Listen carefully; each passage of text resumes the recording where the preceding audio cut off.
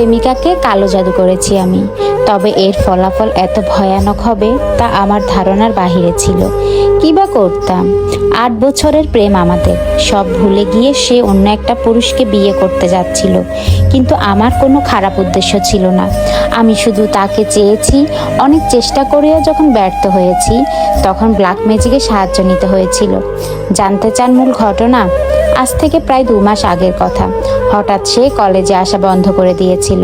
আমি প্রথম দিন এটি তেমন আমলে না নিলেও পরের দিন সন্দেহ হয়।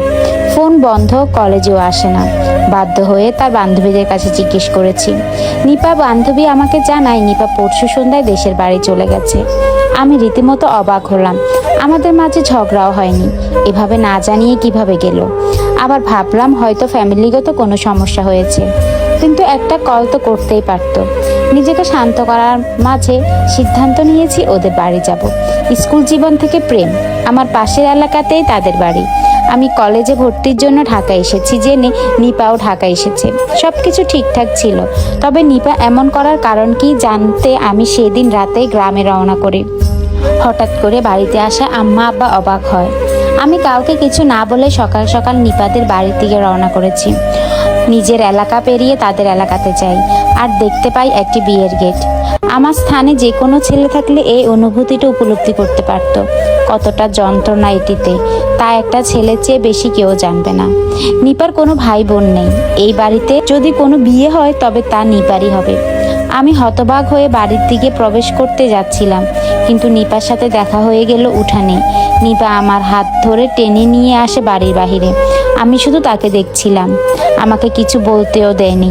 বাড়ির বাহিরে এনে নিপা আমাকে মিষ্টি সুরে বলতে থাকে, শোনো রাপি, আমি তোমাকে না বলে এসেছিলাম যাতে তুমি কোনো সমস্যা না করো। আমাদের মধ্যে যা ছিল সব ভুলে যাও। আজ আমার গায়ে হলুদ, তুমি আমার চেয়ে ভালো মেয়ে পাবে। দয়া করে ঝামেলা করিও না, চলে যাও। আমি বললাম, এসব কি বলছো নিপা? তোমার মাথা ঠিক আছে? 8 বছর ধরে তোমাকে আমি ভালোবাসি। হুট করে তুমি বলছো সব ভুলে যেতে, তাও এত সহজে? রাখো ওসব ভালোবাসা। আচ্ছা তুমিই বলো, কি আছে তোমার? এখনো অনার্স ফাইনাল দাওনি। কবে তুমি চাকরি করবে আর কবে বিয়ে করবে? আমি হয়ে যাচ্ছি বুড়ি। আব্বু ছেলে দেখেছে, ছেলে বিদেশে বিজনেস আছে। বিয়ের পর আমাকেও নিয়ে যাবে। প্লিজ দয়া করে আমার ক্যারিয়ার খারাপ করিও না। এমন ছেলে আমি কোনোদিন পাবো না। নিপা, তুমি সত্যি ঠিক আছো? আর আমি কি স্বপ্ন দেখছি? এসব তুমি নিজের মুখে আমাকে বলছো কিভাবে নিপা? হ্যাঁ, সেদিন আমি যেমন অবাক হয়েছি তেমনি কেঁদেছি। নিপার পা ধরে অনুরোধ করেছি। নিপা আমাকে পাত্তাও দেয়নি। আমি বারবার নিপাকে বোঝাতে চেয়েছি, কিন্তু নিপা আমাকে তার ক্যারিয়ারের গল্প শুনিয়ে যাচ্ছিল। শেষে সে রাগ দেখিয়ে আমার বুকে লাথি মারে। শুরু করে আমার উপর চিৎকার চেঁচামেচি। নিপার চিৎকারে ওর চাচা বাবারা সবাই দৌড়ে আসে। আমাকে প্রচুর মারধর করে। কারো লাথি, কারো ঘুষি, নাক মুখ ফেটে রক্ত বের হয়। ক্ষত শরীর নিয়ে ফিরতে হয়েছে বাড়িতে। যদিও দেহের ক্ষতটার চেয়ে আমার অন্তরের ক্ষতটা বেশি যন্ত্রণা দিয়েছে। আমি প্রায় পাগল হয়ে যাচ্ছিলাম। মানুষ কিভাবে বদলে যেতে পারে এতটা?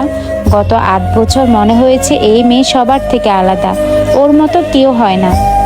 সবাই ছেড়ে চলে গেলেও নিপা যাবে না। কিন্তু সেই নিপা আজ আমার বুকে লাথি মেরে অন্যের বিছানায় যেতে প্রস্তুত। আমি কোনোভাবেই নিজেকে বুঝাতে পারছিলাম না, ও কি সত্যি আমার সেই নিপা যাকে আমি এত বছর ভালোবেসে এসেছি? আমার এই হাল দেখে গ্রামে থাকা আমার এক বন্ধু আমাকে সাপোর্ট করেছে। সে আমাকে বুঝায়, কিন্তু আমি কিছুতেই নিজেকে শান্ত করতে পারি না। ফাইনালি বন্ধু আমাকে কালো জাদু ব্যাপারে বলে। এটি করলে নাকি নিপা ফিরে আসবে। কোনোভাবে নিপা এলে যদি আমি তাকে বিয়ে করে ফেলি, তাহলে আর কোনো সমস্যা থাকবে না। ওই সময়টাতে আমার কাছে আর কোনো পথ ছিল না। তবে রায়হান আমাকে কোনো কবিরাজের কাছে নিয়ে যায়নি। আমার বন্ধু নিজেই কালো জাদু নিয়ে কাজ করত। দুপুরে আমাকে সে তার বাড়িতে নিয়ে যায়। ওর রুমে কিছু না থাকলেও খাটের নিচ থেকে একটা বক্স বের করে।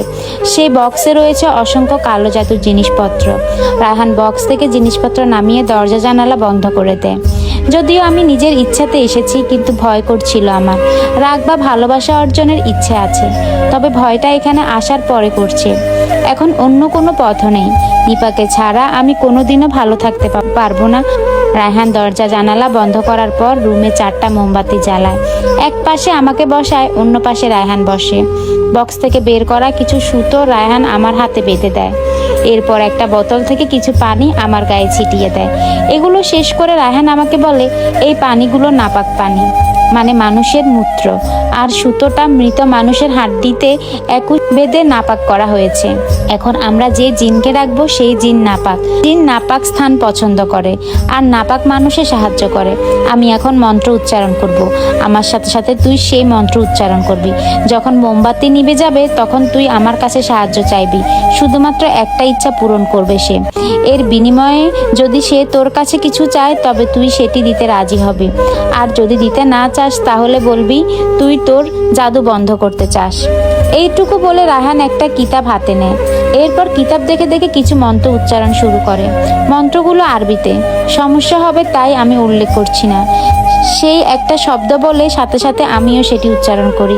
এভাবে কিছু সময় পার করার পর আমার চোখের সামনে মোমবাতি নিভে যায়। দরজা জানালা বন্ধ থাকলেও বাহিরের আলো মোটামুটি রুমে ছিল। সে আলোতে আমি রায়হানকে দেখতে পাচ্ছিলাম। রায়হান আমার দিকে তাকিয়ে গম্ভীর স্বরে বলে, বল তোর কি ইচ্ছা পূরণ করব। আমার কাছে এইবার ব্যাপারটা হাস্যকর মনে হলো।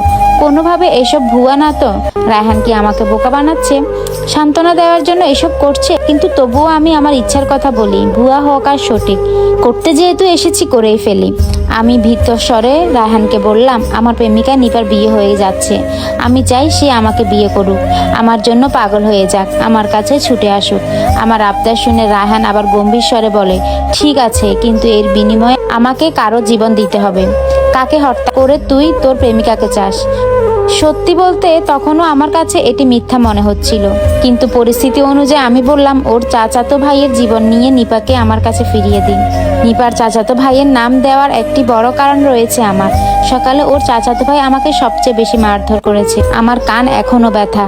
এত জোরে থাপ্পড় এর আগে কেউ আমাকে মারেনি। শেষ পর্যন্ত সে আমার মাকে নিয়েও গালিগালাজ করেছে। রাগটা বাস্তবে হোক বা না হোক, তবে রায়হানের কথা অনুযায়ী ঝেড়ে দিলাম কিছুটা। আমার আবদার শেষ। রায়হান আমাকে আবার বলে, আপনার চাওয়া খুব দ্রুত পূর্ণ হবে। এই বলে রায়হান সেখানে জ্ঞান হারায়। আমার কাছে সব তামাশা মনে হলেও এইবার যা দেখলাম তাতে কিছুটা বিশ্বাস হয়েছে। রায়হান যখন জ্ঞান হারিয়ে পড়ে যায় তখন রায়হানের শরীর থেকে একটা কালো ধোঁয়া উড়ে গেল।